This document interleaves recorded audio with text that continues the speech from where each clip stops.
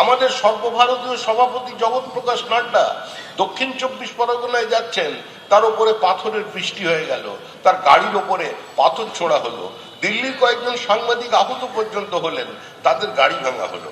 এই যে দিলীপ ঘোষ এখানে বসে আছেন, তিনি যখন সভাপতি ছিলেন এবং যখন সভাপতির পরেও ছিলেন না, কতবার ওর গাড়ি ভাঙা হয়েছে উনি এখন নিজে গুণে বলতে পারবেন না।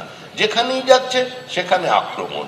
আমাদের যিনি বিরোধী দলনেতা আছেন শুভেন্দু অধিকারী, তাকে তো আবার সভা করতে গেলে হাইকোর্ট পর্যন্ত পৌঁছতে হয়। এই নিয়ে 104 বার তিনি হাইকোর্টে গেছেন। কিসের জন্য? অনুমতি চাইতে। কে শুভেন্দু অধিকারী? বিরোধী দলনেতা। সংসদীয় রাজনীতিতে যা স্থান মুখ্যমন্ত্রীর পরেই, যিনি সারা পশ্চিমবঙ্গের মানুষের প্রতিনিধি, সাংবিধানিক একটি পদে আছেন, তিনি পশ্চিমবঙ্গে কোনো সভা করতে পারছেন না। এই পরিস্থিতি তৃণমূল কংগ্রেস তৈরি করেছে। আমাদের দলের আরেকজন প্রাক্তন সভাপতি, বর্তমানের কেন্দ্রীয় মন্ত্রী সুকান্ত মজুমদার, আমাদের আরেক প্রাক্তন কেন্দ্রীয় মন্ত্রী দেবশ্রী চৌধুরী, তারা নিজেদের নির্বাচনী কেন্দ্রে কোভিড ত্রাণ বিলি করতে পারেননি। দেবশ্রী তো এক জায়গায় ত্রাণ দিতে গিয়েছিল, ত্রাণের কাজে গিয়েছিল, তাকে কলকাতা পুলিশ পর্যন্ত অ্যারেস্ট করলো। এই পুলিশ চোর ধরতে পারেন না, ডাকাত ধরতে পারেন না। এই পুলিশ বিভিন্ন জায়গায় গিয়ে এখন মার পর্যন্ত খাচ্ছে। আসলে পুলিশেরও কিছু করার নেই। তৃণমূল পুলিশকে কিভাবে দেখবে, পুলিশের সম্পর্কে তৃণমূলের মতামত কি, অনুব্রতকে দিয়ে তৃণমূল কংগ্রেস সেটা বলিয়ে দিয়েছে। একটু বাড়াবাড়ি করলে কি করবে সেটা অনুব্রত বলে দিয়েছে। ওটা অনুব্রত বলেনি। অনুব্রত হচ্ছে তৃণমূলের পোস্টার বয়। ওর মুখই হচ্ছে তৃণমূলের মুখ, ওর সংস্কৃতি হচ্ছে তৃণমূলের সংস্কৃতি, ওর শরীরী ভাষাই হচ্ছে তৃণমূলের ভাষা। আজকে সেই ভাষায় পুলিশকে বুঝিয়ে দিয়েছে যে বাড়াবাড়ি করো না, তোমার যেটা কাজ সেটা করো। এটা মেনে নিয়ে কিছু পুলিশ আমার নেমে পড়েছেন লুটে, আবার কিছু পুলিশ অসহায় হয়ে আত্মসমর্পণ করেছেন। বিভিন্ন থানার আইসি তারাও এসআইআর এ নেমে পড়েছে। সাইবার সেল যারা আছেন, সাইবার থানার যারা কাজকর্ম করেন, তারা আবার সিএ নিয়ে মানুষকে ভুল বোঝানোর জন্য নেমে পড়েছেন। আজকে সবাই সবকিছু করুন, কিন্তু আপনাদেরও চাকরি করতে হবে। সরকার বদলাচ্ছে, সরকার বদলে যাবে, আপনার নাম বদলাবে না, আপনার পদবি বদলাবে না, আপনার নামের পাশে যে পুলিশের যে তকমাটা আছে সেটা বদলাবে না। নতুন সরকারের আমলে কাজ করতে হবে। তাহলে এটা অন্তত বোঝার চেষ্টা করুন, দীর্ঘদিন এই অবস্থা চলবে না, পরিবর্তন অবশ্যম্ভাবী। আমরা নতুন করে হাবড়ার মানুষের কাছে কোনো গল্প বলতে আসেনি। রাজনীতি সচেতন মানুষ, আপনারা জানেন ওপার বাংলায় থাকার কষ্টটা কি আছে। দিনের পর দিন আপনারা ওপার বাংলায় থেকেছেন, ওখানে যন্ত্রণার কথা শুনেছেন, আত্মীয় স্বজনের কাছে প্রতিনিয়ত টেলিফোনে কথা বলছেন, ওপার বাংলার খবর নিচ্ছেন, সোশ্যাল মিডিয়ায় প্রতিদিন কি পোস্ট হচ্ছে সেটা দেখছেন। ওই পরিস্থিতির শিকার আপনাকে কবে হতে হবে সেটা আপনি ভেবে নিন। কি অত্যাচার চলেছে ওপার বাংলায়, অবর্ণনীয় অত্যাচার। তৃণমূল কংগ্রেস আবার বলছে ওপার বাংলায় অত্যাচারে বিজেপি কি করছে, নরেন্দ্র মোদী কি করছে। আর এটা আন্তর্জাতিক বিষয়, নরেন্দ্র মোদী কি করবে, পশ্চিমবঙ্গে হিন্দুরা কিরকম আছে আজকে সেটাই আমাদের কাছে প্রাথমিক বিষয়। ওখানে দীপু দাস খুন হয়েছে, আর এখানে ওই চন্দন দাস আর হরগোবিন্দ দাসকে কুপিয়ে খুন করা হয়েছে। কোথাও কোনো পার্থক্য নেই।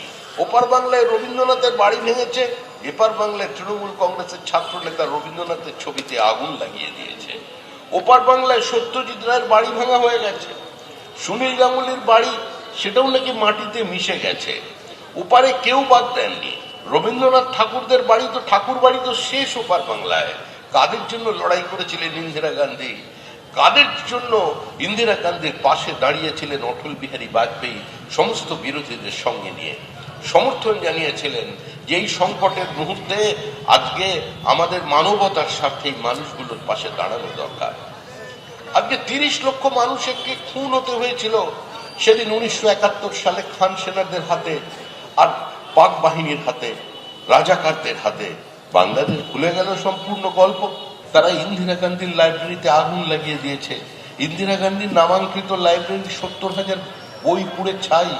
অর্থাৎ যারা একদিন সিটি অফ আলেকজান্দ্রিয়ার সবচেয়ে বড় লাইব্রেরিতে আগুন লাগিয়েছিল, যারা বিক্রমশিলা ধ্বংস করেছে, তক্ষশিলা ধ্বংস করেছে, নালন্দা ধ্বংস করেছে, তারাই ইন্দিরা গান্ধীর লাইব্রেরি ধ্বংস করেছে।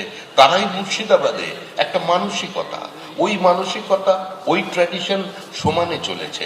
তারাই একজন প্রাইভেট টিউটারের নিজস্ব লাইব্রেরিতে আগুন লাগিয়ে দিয়েছে।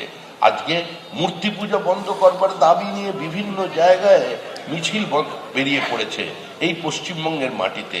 নবদ্বীপে সরস্বতী পুজোর সমস্ত মূর্তি, সরস্বতীর মাটির মূর্তি ভেঙে দেওয়া হয়েছে। কোথায় ভাঙছে? স্বাধীন ভারতবর্ষে। কোথায় ভাঙছে? প্রগতিশীল পশ্চিমবঙ্গে। কোথায় ভাঙছে? রবীন্দ্রনাথের দেশে। আজকে বন্দে মাতরমের শ্রাদ্ধ শতবর্ষ চলেছে। ঋষি বঙ্কিমচন্দ্র আনন্দমঠ রচনা করেন। আনন্দমঠের কল্পনা তার মনে আসে ওই মুর্শিদাবাদের লালগোলায় শ্রীকল কালীর মন্দির দেখে, তিনি মা কালীর ওই শিকল দিয়ে বাঁধা মূর্তি দেখে তার যে মনের মধ্যে যে পরিবর্তন হয়েছিল, ভারতবর্ষের মূল শক্তি যে ভারতীয় আধ্যাত্মিকতায় লুকিয়ে আছে, আজকে সেটাকেই জাগরিত করবার জন্য সাংস্কৃতিক জাতীয়তাবাদকে মূল মন্ত্র করে যিনি আনন্দমঠ রচনা করেছিলেন, যার অমর সৃষ্টি ভারতবর্ষের স্বাধীনতা আন্দোলনকে একটা নির্দিষ্ট মাত্রায় পৌঁছে দিয়েছিল। যে বন্দে মাতরম শুধু মন্ত্র নয়, শুধু কোনো স্লোগান নয়, যাকে রিলিজিয়ন অফ প্যাট্রিয়টিজম বলে ঋষি অরবিন্দ বলে গিয়েছিলেন। যে বন্দে মাতরম ধ্বনি -30°C দাঁড়িয়ে ভারতবর্ষের জওয়ানরা সীমানায় আজকে উচ্চারণ করে নিজেদের শরীরকে আরো গরম করে দেন, সেই বন্দে মাতরমকে কংগ্রেস 1937 সালে খণ্ডিত করেছিল। কিন্তু আমি বলতে চাইছি, যেই মুর্শিদাবাদ জেলায় বন্দে মাতরমের পটভূমি তৈরি হয়েছিল সন্ন্যাস বিদ্রোহের প্রেক্ষিতে, আজকে যে উপন্যাস লিখে গিয়েছিলেন কালোজয়ী বঙ্কিমচন্দ্রের সেই উপন্যাস, তার কালোজয়ী সত্তাকে তিনি, যার কালাতীত অবস্থানকে তিনি প্রতিষ্ঠা করে গেছেন আমাদের দেহ, মনে, আমাদের অন্তরে। আজকে সেই মুর্শিদাবাদের মাটিতে বাবরি মসজিদ তৈরি করছে তৃণমূলের বিটিম। আজকে হুমায়ুন কবির ওর বাবার নামে করছে কিনা আমার জানা নেই, এরপরে কার নাম আসবে সেটাও আমার জানা নেই। হয়তো দেখবেন ভবিষ্যতে অরঙ্গজেবের নামে আপনাদের হাবড়ায় স্মৃতিসৌধ তৈরি হবে।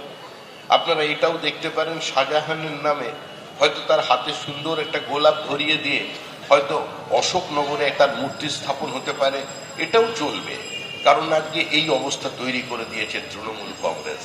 এবিপি আনন্দ, এগিয়ে থাকে, এগিয়ে রাখে।